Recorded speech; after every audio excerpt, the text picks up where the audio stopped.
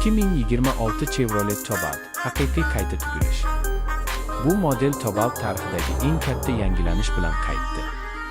Ilk Cobalt yillar oldin ishonchliligi va arzonligi bilan mashhur bo'lgan bo'lsa, 2026 versiyasi zamonaviy dizayn va texnologiyalar bilan boyitildi. Tashqi ko'rinishda LED chiroqlar, sportcha panjara va yanada agressiv siluet ko'zga tashlanadi. Salon ichida katta sensorli ekran, Apple CarPlay, Android Auto, qulay o'rindiqlar va yaxshilangan shovqin izolyatsiyasi mavjud. 5 litrli dvigatel kundalik foydalanish uchun tejamkor va yetarlicha quvvatli, avtomat uzatma haydashni yanada qulay qiladi. Toyota Corolla va Hyundai Elantra kabi raqobatchilarga nisbatan Cobalt narx va xizmat ko'rsatish jihatidan yutadi. O'zbekistonda uning narxi hamyonbop bo'lib, mustahkamligi, arzon ehtiyot qismlari va oddiy xizmat talabi uni oilaviy va kundalik mashina sifatida juda jozibali qiladi.